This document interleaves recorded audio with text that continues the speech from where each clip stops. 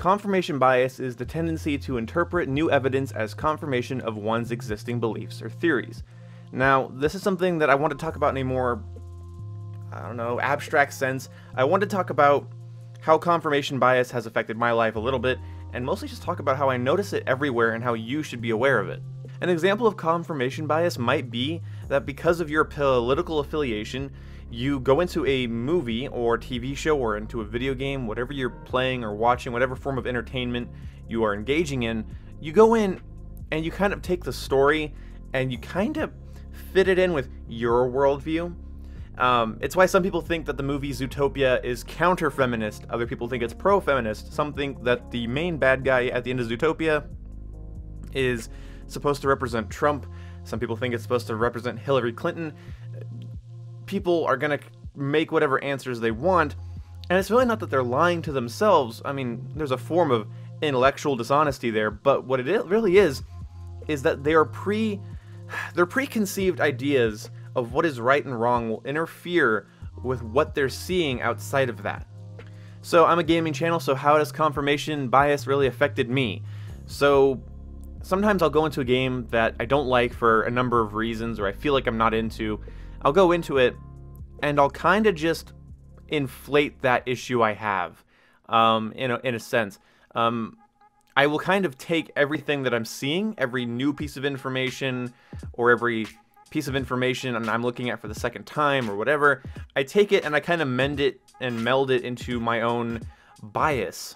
But you're probably wondering, well, what's the difference between not liking something and going in and seeing the thing that you don't like versus confirmation bias? Well, people that are dealing with a certain level of confirmation bias when they go into something, they will not be able to really explain it to other people why they don't like something, or why they do like something, or why something is true, or why something's a lie, or why this conspiracy works but this one doesn't.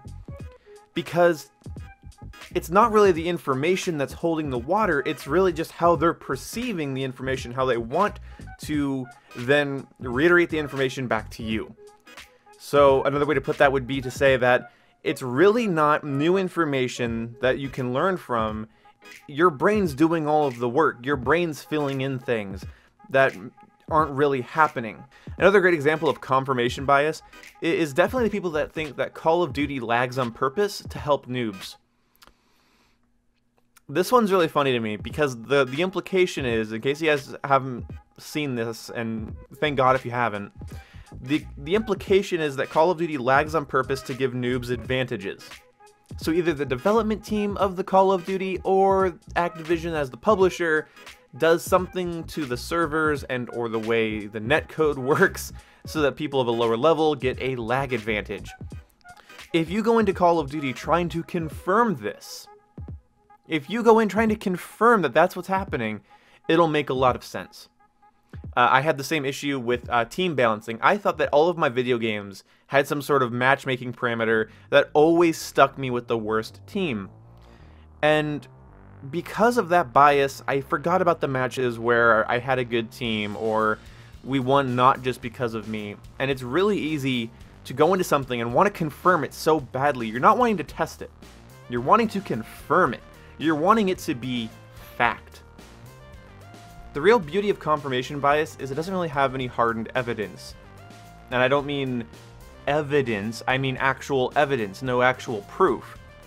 No actual real confirmation. You're really just dealing with people's minds and emotions. Like I said, you're really not dealing with a fact. What you're dealing with is somebody's brain perceiving their environment as this is how things are. How do you negotiate with that? How do you talk to that? How do you relate to that? It's really hard to, because these people really can't, and I say these people, but anybody that's dealing with confirmation bias really won't be able to show you evidence of this. And if they went looking for real evidence, you know, that really holds up against scrutiny. And that's because that's the thing. Confirmation bias doesn't have any scrutiny. Okay? You get confirmation bias by wanting to go out and confirm your own belief system, your own agenda. And so, yeah, you'll paint someone as bad even if they aren't. You'll paint... You're going into things with a preconceived notion, but not just a preconceived notion. You want it to be true so that you're correct, because everyone's biggest fear is being wrong. Wrong about your faith, wrong about your political affiliation.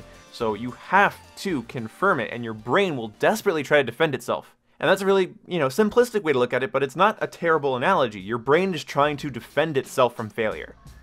Because if you say that Call of Duty lags on purpose, and you go in and can't prove it, that sucks. Or you go in and you're like, yeah, it totally does. And then when you go in, you kind of slowly start realizing, oh shit, I'm wrong. It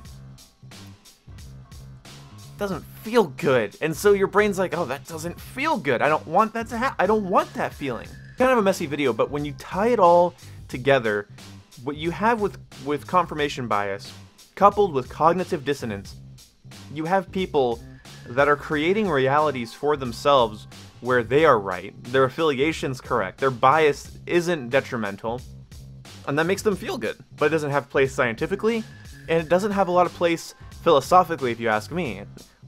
You can't really call yourself a philosopher if you're dealing with confirmation bias, because then you're just a glorified guesser.